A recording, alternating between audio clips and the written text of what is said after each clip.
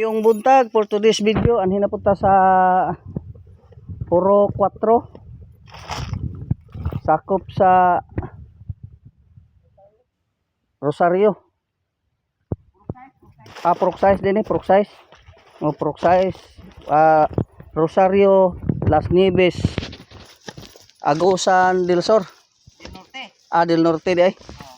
Na maglibog ko aning area din Kini kaduha na ni na-apply Kini kasa pa.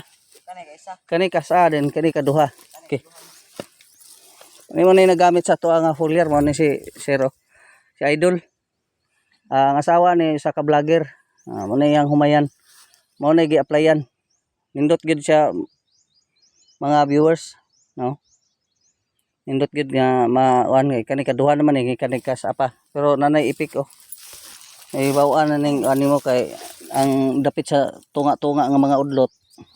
Nilagpad nagsugod. Nya lunhaw siya ba, lunhaw.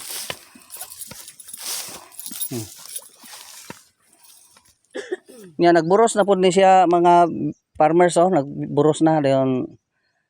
Nindot ning siya ma-sprayhan ni siya pang last. Napay ma-spray nimo? Ma-sprayhan ni siya glass. Nga dayon na yung aksyon gawa sa bunga. Pati ninduta kay na siya resulta. Una nga kining ato ang foliar kung dili man gud mo try di gid mo makakita og unsay epekto. Mga viewers, farmers, dili dahon ang ato ibaligya. Mao gina ninyo hunahunaaon permente. Kung gwapo na gani tan-aw ninyo sa inyong humay nga tan-aw ninyo uy gwapo na kayo dagko og punuan.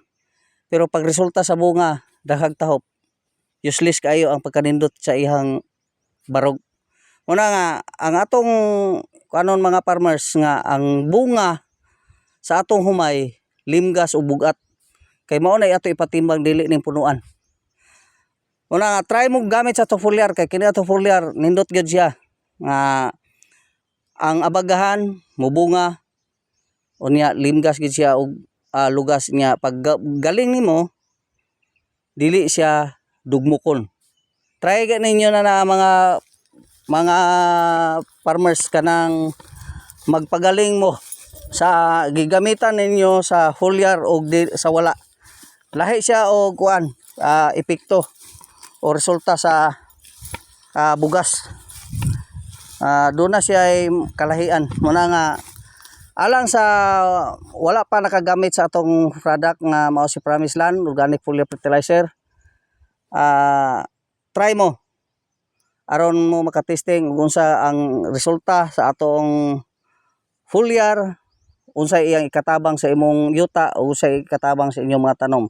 Dili lang kining atong foliar para sa humay, alang sa prutas, sagingan, maisan, bisan unsa nga klase sa tanom pwede ang ato ang foliar i-apply tungod kay nindot siya mudala og tubo sa imuhang mga tanom ang atong foliar. Paspas ang iyang pag-develop sa inyong mga tanom unya ang iyahang edad mura siya og ipadali ba tungod kay ang pag-develop sa atong tanom aning foliar nato dili siya lit out.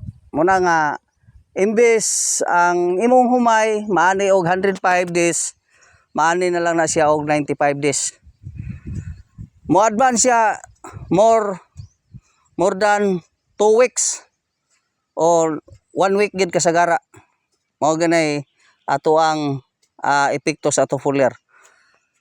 Muna nga mga viewers, farmers, try gid mo gamit sa atong Promised Land Organic Foliar Fertilizer aron makatipid mo sa inyong gasto unya dako mo og kita. Nga gwapo ang resulta sa atong product. Daghang salamat mga viewers, farmers. Kung nakakuan ka ni atong video karon, palihog kog share kay aron nga daghan pang mga farmers nga makakita sa ato ang resulta sa atong product. Daghang salamat. Bye-bye. God bless you all.